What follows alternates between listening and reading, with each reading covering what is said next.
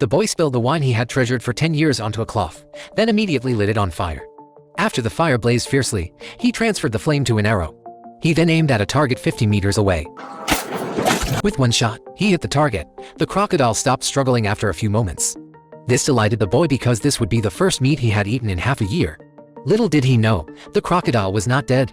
It furiously rushed towards the boy, who had heard it. Faced with the attack, the boy was forced to hide in his car. But the crocodile had no intention of letting him go. At the brink of life and death, the crocodile was suddenly yanked away by a force and split in two. It turned out that the boy's older brother had arrived just in time to save the day. Now, everyone in the village could have a full meal. Because this was the third year after a level 20 earthquake. Not only were all the buildings destroyed, but the dry weather made even drinking water a luxury. As a result, people had to collect wastewater everywhere and filter it through a simple device in front of them to finally get clean fresh water. When the villagers heard about the meat, they all brought their most valuable possessions. For example, this blonde, beautiful woman with bright eyes and white teeth even bet her most precious gold and silver jewelry. She originally wanted to exchange it for a large crocodile tail, but was scolded by Matt, because in this era of hunger, gold and silver jewelry are no longer valuable. To get any supplies, you can only barter. But kind-hearted Mark still gave her a stinky little cutie. Just then, a car crashed into the village recklessly. From their expressions, you could tell they were not good people. The leading thug took out a portrait and claimed that he was here to arrest a suspect who had fled here on behalf of the police station. As long as you behave, everything will be fine. He then started to crazily grab people and put them in the car. Even the village bell was taken away as a man. Those who resisted were immediately subjected to violence. Everyone present was scared and shivering. Just then, the thug approached Suna like he had seen a treasure. 와! 너 몇 살이니? 요즘 이 나이대 애들은 다 없어져서 보이지가 않거든. But Suna was not afraid at all and told him to get lost, unexpectedly. This sentence hurt the thug's self-esteem. He grabbed Suna and pulled her over. How could Matt stand by when his beloved was bullied? He rushed up without regard for danger, but he was no match for the thug and was quickly knocked to the ground. Seeing his younger brother being beaten, Mark couldn't stand it anymore. He directly punched the thug and sent him flying more than 10 meters. Even though the thug's followers kept coming up, they were all taken down by Mark. The leading thug also instantly gave in 저는 대가리가 아닙니다. and immediately confessed his boss, named Tiger. He also said that there was an inexhaustible source of clean water in a nearby apartment. This made Matt salivate.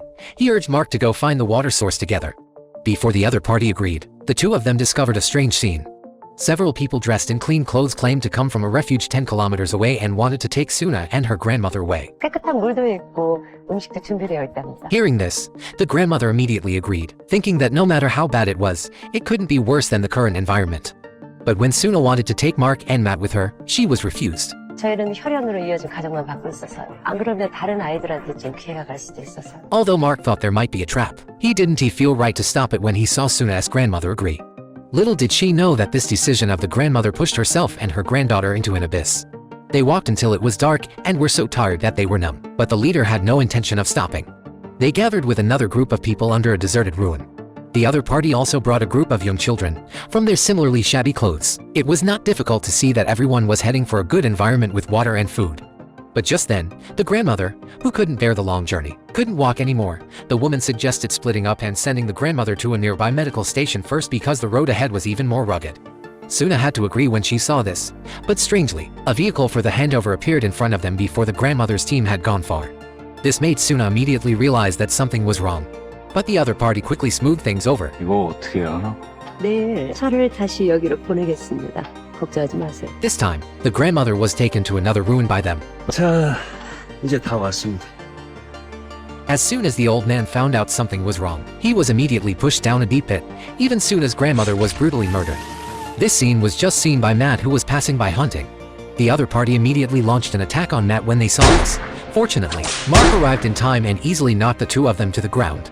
But what was strange was that their injuries from the swords and knives seemed to have no effect. In a moment, the other party was fully revived. The two sides once again engaged in a deadly fight.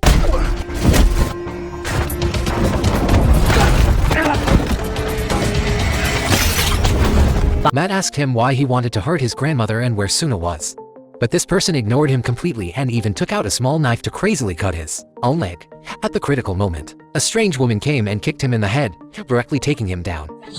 She said that these mutants are not immortal, but need to be attacked on their heads. How did she know this? It turns out that the woman used to serve in the Air Force. After the earthquake, she organized survivors to establish a refuge. Everything was fine at first until this man came and broke the peace. She thought he was the only doctor here and could take care of everyone. Unexpectedly, when the woman found out that young people in the refuge were disappearing frequently, she realized that he had been doing appalling experiments. Even the woman's subordinates knew about this and were even beneficiaries of the experiment. And he was the only one who was kept in the dark. Why did Dr. Young want to do such an experiment? And what kind of fate is waiting for Suna?